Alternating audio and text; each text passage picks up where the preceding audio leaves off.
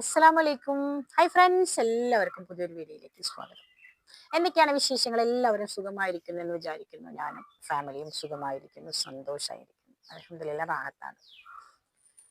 ഇന്നത്തെ വീഡിയോ എന്ന് പറഞ്ഞു കഴിഞ്ഞാല് ഇന്നത്തെ വീഡിയോ ഒരു വ്യത്യസ്ത വീഡിയോ ആയിക്കോട്ടെ എന്ന് വിചാരിച്ചു. അതിന്റെ ഒരു കണ്ടന്റ് എന്ന് വെച്ച് കഴിഞ്ഞാല് കുടുംബജീവിതം. കുടുംബജീവിതത്തെ കുറിച്ച് ഒരു വീഡിയോ ചെയ്യാമെന്ന് വിചാരിച്ചു. കാരണം നമ്മളിപ്പോ ഓരോ വിഷയങ്ങളെ കുറിച്ച് കേൾക്കുമ്പോഴും സോഷ്യൽ മീഡിയ തുറന്നാലായാലും ശരി, നമ്മുടെ ചുറ്റുപാടുകളിൽ നമ്മൾ കേൾക്കുമ്പോഴായാലും ശരി, ദാമ്പത്യ ജീവിതത്തിൽ ഉണ്ടാകുന്ന ഒരു എന്താ പറയാ വേർപിരിയലുകള്, അതല്ലെങ്കിൽ അതിലുണ്ടാകുന്ന ഒരു അപസ്വരങ്ങൾ, ഇതൊക്കെയാണ് നമ്മൾ കൂടുതലായിട്ട് കേൾക്കുന്നത്. അപ്പൊ ശരിക്കും പറഞ്ഞു കഴിഞ്ഞാൽ ഒരു ദാമ്പത്യ ജീവിതം സ്റ്റാർട്ട് ചെയ്യണമെങ്കിൽ അല്ലെ കുറേ കടമ്പകൾ കടക്കേണ്ടിയിരിക്കുന്നു.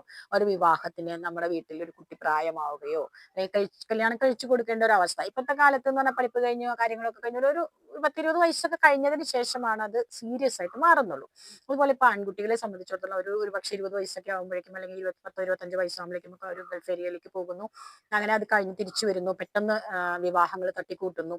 അപ്പൊ എല്ലാവരും ഇപ്പൊ വിവാഹ ജീവിതത്തിൽ ചിട്ടപ്പെടുത്തുന്ന കാര്യങ്ങൾ എന്താന്ന് വെച്ച് കഴിഞ്ഞാല് ഒരു വിവാഹം അന്വേഷിക്കുമ്പോൾ സ്വാഭാവികമായിട്ട് എന്നോട് പറയുന്ന കുറെ ആളുകളാണ് കേട്ടോ. അവര് വേറൊന്നും പറയാറില്ല. അവരാകെ പറയുന്ന കാര്യം കുട്ടി നന്നായിരിക്കണം, കുട്ടി കാണാൻ ലുക്ക് ഉണ്ടായിരിക്കണം, പിന്നെ ഒന്ന് പറയാൻ എന്താന്ന് വെച്ച് കഴിഞ്ഞാൽ വിദ്യാഭ്യാസം ഉണ്ടായിരിക്കണം, കുട്ടിക്ക് പഠിപ്പുണ്ടായിരിക്കണം, കുട്ടി കാണാൻ ലുക്ക് ഉണ്ടായിരിക്കണം. ഇനി അതല്ല എന്ന് വിചാരിക്കാം, അത് അല്ല അതൊന്നുമില്ല. ചില ആളുകൾ പറയും കുടുംബ പാരമ്പര്യം ഉണ്ടായിരിക്കണം, അതല്ലെങ്കിൽ കുട്ടികള് എന്താ പറയാ നല്ല അടക്കവും ഒതുക്കവും ഇസ്ലാമിയത്വമൊക്കെ ഉള്ള കുട്ടികളാവണം, അങ്ങനെ പറയുന്ന ആളുകളും ഉണ്ട് കേട്ടോ. വിരളാണ് ഇപ്പൊ, അതൊക്കെ വളരെ കുറവാണ്. ഇപ്പൊ ഇസ്ലാമിയത്വമൊന്നും ആരും ചോദിക്കാറൊന്നുമില്ല. ഇപ്പൊ ആകെ കൂടെ ചോദിക്കുന്ന കാര്യം എന്താണെന്ന് വെച്ച് കഴിഞ്ഞാൽ ഇസ്ലാമിയത്വമൊക്കെ ഉണ്ടെങ്കിൽ നല്ലത്, പക്ഷെ കുട്ടി നന്നായിരിക്കണം, കാണാൻ നന്നായിരിക്കണം, കാണാൻ നല്ല സൂപ്പർ ആയിരിക്കണം. മാത്രമല്ല കുട്ടിയുടെ സാമ്പത്തികം അവർക്ക് പ്രശ്നമേ അല്ല.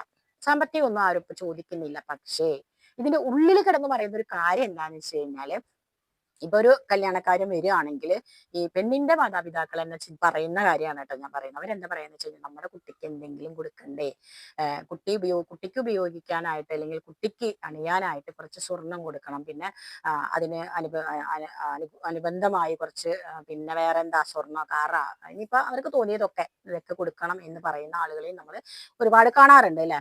പക്ഷെ ഒരു ദാമ്പത്യ ജീവിതം എന്ന് പറഞ്ഞു കഴിഞ്ഞാൽ എൻ്റെ ഒരു കണക്ക് വെച്ചിട്ട് സ്ത്രീയും പുരുഷനും അല്ലെ ആ ജീവിതത്തിലേക്ക് കടക്കുമ്പോൾ അതിനവർ പ്രാപ്തരായിരിക്കണം. അതാണ് എനിക്കിവിടെ പറയാനുള്ള കാര്യം. സ്ത്രീയും പുരുഷനും പ്രാപ്തരല്ലെങ്കിൽ ആ ജീവിതം ഒരു കാരണവശാലും അത് മുട്ടത്തി പോവില്ല. കാരണം എന്താണെന്ന് വെച്ച് കഴിഞ്ഞാൽ പണ്ട് കാലത്തെ കുടുംബങ്ങളെ നയിച്ചിരുന്നത് അവരുടെ പാരന്റ്സ് ആണ്. ഒരിക്കലും കുട്ടികളല്ല അവരുടെ ജീവിതം മുന്നോട്ട് കൊണ്ടുപോയിക്കൊണ്ടിരുന്നത്. പേരൻസ് പറയുന്നു, അതിനനുസരിച്ച് കുട്ടികൾ ജീവിക്കുന്നു. അപ്പൊ അവരുടെ ജീവിതത്തിൽ വലിയ പ്രശ്നങ്ങളൊന്നും ഉണ്ടാകാറില്ല. കൊച്ചു കൊച്ചു പ്രശ്നങ്ങളൊക്കെ ഉണ്ട് അല്ലേ. അമ്മായിമ്മയുടെ ഭരണമാണ്, അവിടെ അമ്മോശനാണ് കാര്യങ്ങൾ നടത്തുക, അമ്മോശൻ ഡെമ്മിയാണ്, അമ്മായിമ്മയാണ് കാര്യങ്ങൾ, അങ്ങനെയൊക്കെ കാര്യങ്ങളൊക്കെ നമ്മൾ കേട്ടിട്ടുണ്ട്, പോയിട്ടൊക്കെ ഉണ്ട്. പക്ഷേ ഇപ്പൊ നേരെ മറിച്ചാണ് സംഭവിക്കുന്നത്. ഇപ്പൊ ഒരു പെൺകുട്ടി ഒരു വീട്ടിലേക്ക് കയറി ചെന്ന് കഴിഞ്ഞാൽ ആ വീടുമായിട്ട് ഇണങ്ങിച്ചേർന്ന് അതിന് അനുകൂലമായി ആ വീടിനോട് ചേർന്ന് പെരുമാറാൻ ഒരുപക്ഷെ ആ പെൺകുട്ടിക്ക് കഴിഞ്ഞു എന്ന് വരില്ല. കാരണം എന്താന്ന് വെച്ച് കഴിഞ്ഞാൽ ആ പെൺകുട്ടി വളർന്ന ചുറ്റുപാട് അല്ലെങ്കിൽ ആ പെൺകുട്ടിയെ വളർത്തിയെടുത്ത ചുറ്റുപാടായിരിക്കില്ല ഒരുപക്ഷെ ഈ ഭർത്താവിന്റെ വീട്ടുകാരും. മേ ബി ഭർത്താവ് ഒരുപക്ഷെ ആ കുട്ടിക്ക് ചേർന്നതായിരിക്കും, പക്ഷെ ഭർത്താവിന്റെ വീട്ടുകാർ ഒരു കാരണവശാലും ആ കുട്ടിക്ക് അക്സെപ്റ്റ് ചെയ്യാൻ ചിലപ്പോൾ പറ്റിയെന്ന് വരില്ല. പക്ഷെ ഭർത്താവിന്റെ വീട്ടുകാരെ ഉപേക്ഷിച്ച് പോകാൻ ആ ഭർത്താവിന് ചിലപ്പോൾ മനസ്സുണ്ടാവില്ല. അപ്പൊ ഇഷ്ടപ്പെട്ട രണ്ട് മനസ്സുകൾ തമ്മിൽ പിരിയേണ്ട സാഹചര്യങ്ങളും പലപ്പോഴും ഉണ്ടാകാറുണ്ട്. എന്നെ സംബന്ധിച്ചിടത്തോളം എനിക്ക് തോന്നുന്നത് എന്താന്ന് വെച്ച് കഴിഞ്ഞാൽ നമ്മളെപ്പോഴും വിവാഹ ബന്ധത്തിൽ ഏർപ്പെടുന്നവർ ഒരേ ശൈലിയിലും ജീവിത രീതികളിലും ഉള്ളവരാണെങ്കിൽ വലിയ കുഴപ്പമില്ലാതെയൊക്കെ മുന്നോട്ട് പോകൂലെ.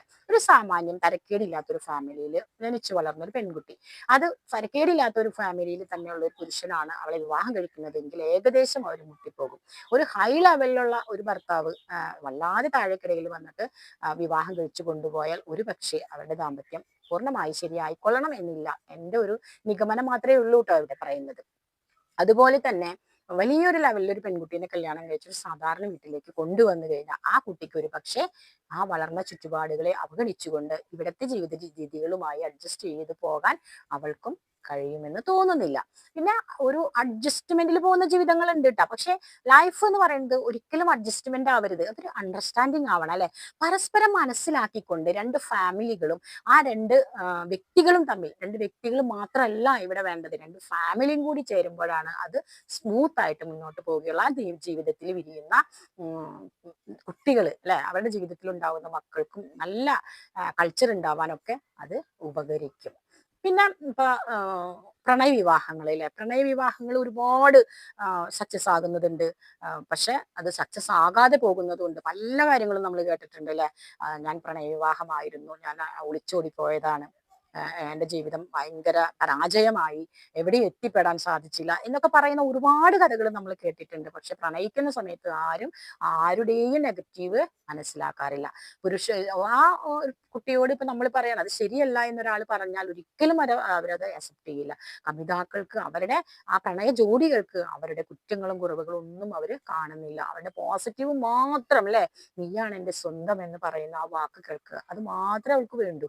പിന്നെ സ്വന്തമായി കഴിഞ്ഞാൽ ഇതൊക്കെ വളരെ വിദൂരത്തിലായിരുന്നു, അതുവരെ പറഞ്ഞ കാര്യങ്ങളൊന്നുമല്ല അവരുടെ ജീവിതത്തിൽ സംഭവിക്കുന്നത് എന്ന് മനസ്സിലാകുമ്പോഴാണ് അവിടെ പാകപ്പിഴവുകൾ സംഭവിക്കുന്നത്.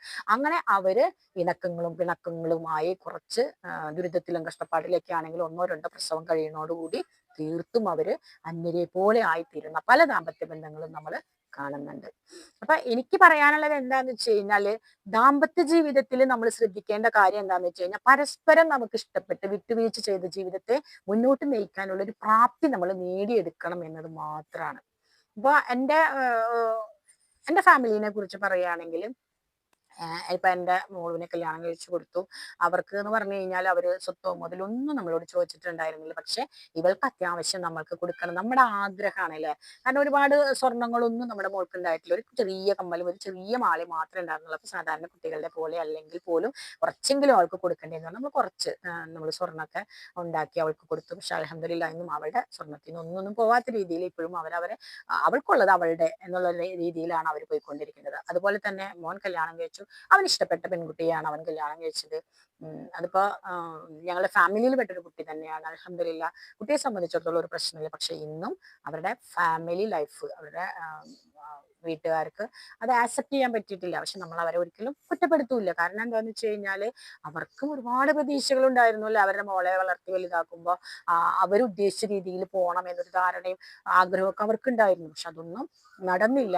ഞാൻ എപ്പോഴും പറയാം അത് ആണ് അള്ളാഹുടെ ഖലാവ്. നമ്മൾ ഇസ്ലാമിക വിശ്വാസപ്രകാരം പറയും ഒരു പുരുഷന്റെ വാരിയിൽ നിന്നാണ് ഒരു സ്ത്രീയെ പടച്ചിരിക്കുന്നതെന്ന്. അപ്പൊ ആ വാരിയിൽ എവിടെയാണോ ഏത് പുരുഷന്റെ വാരിയിലാണോ വലിച്ചു കീഴേക്കണെന്ന് വെച്ചിട്ടുണ്ടെങ്കിൽ അവിടേക്ക് തന്നെ അവൾ ചെല്ലുള്ളൂ എന്ന് നമ്മൾ പറയാറുണ്ട്. അപ്പൊ അതുപോലെ നമ്മൾ ആ ഒരു വിശ്വാസത്തിന്റെ പുറത്ത് നമ്മൾ എന്ത് ചെയ്യാൻ സംഭവിച്ചു പോയില്ല അല്ലെ.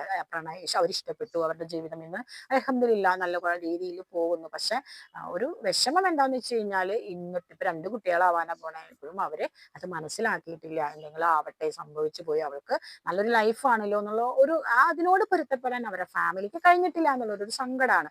വേറെ വിഷമങ്ങളൊന്നും ഇല്ലെങ്കിലും അതങ്ങനെ ഇപ്പോഴും പോയിക്കൊണ്ടിരിക്കുന്നു. പക്ഷെ അവര് ഫാമിലി ദോഷമാണെന്നോ ഒന്നും നമ്മൾ പറയില്ല. കാരണം എന്താണെന്ന് വെച്ച് കഴിഞ്ഞാൽ അവരുടെ ഫാമിലി നല്ലതാണെന്നുള്ളതിന്റെ തെളിവാണല്ലോ അല്ലെ ആ പെൺകുട്ടി നമ്മളോട് കൂടി സഹകരിച്ച് നമ്മളോടൊപ്പം നല്ല രീതിയിൽ മുന്നോട്ട് പോകുന്നത് തന്നെ അതുകൊണ്ടാണ്.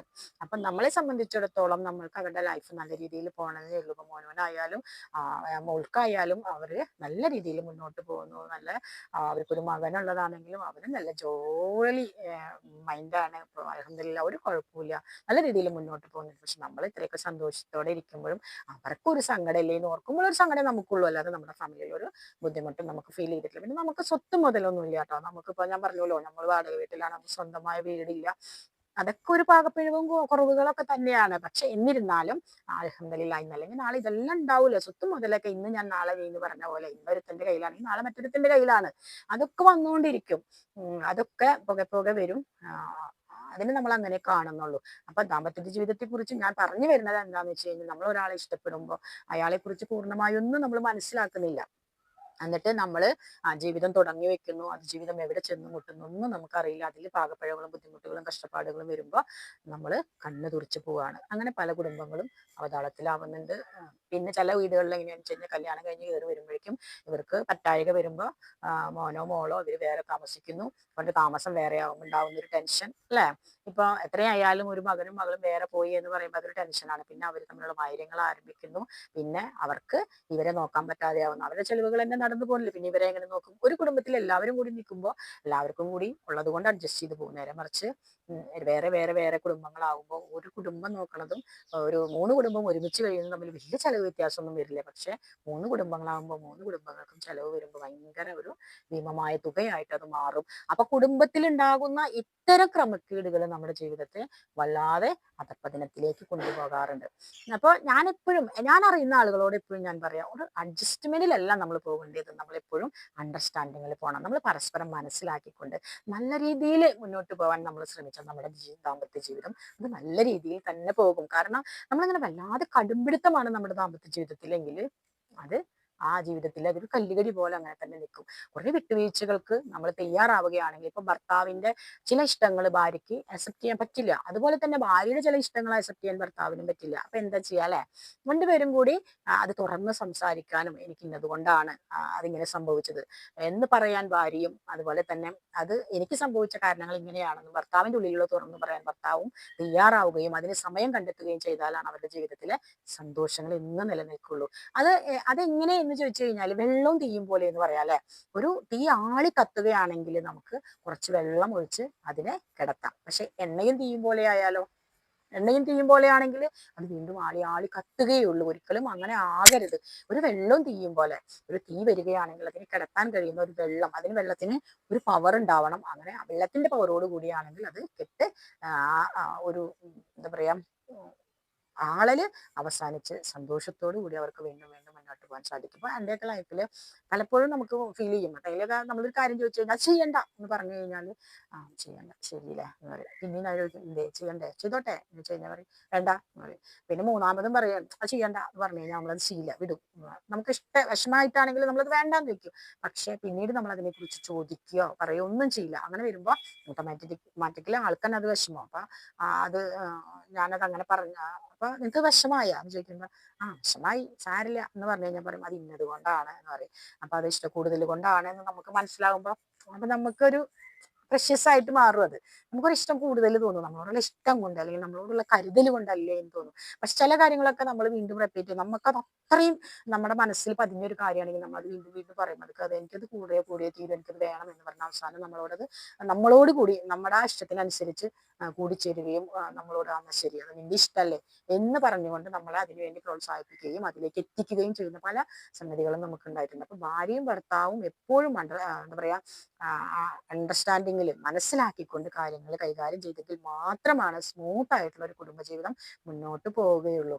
ഇപ്പൊ ഒരു ദേഷ്യം നമുക്ക് കാര്യമായിട്ടൊരു ദേഷ്യം വന്നുവെങ്കിൽ, ദേഷ്യം എന്ന് പറഞ്ഞ സാധനം അതൊരു വികാരമാണ് അല്ലെ.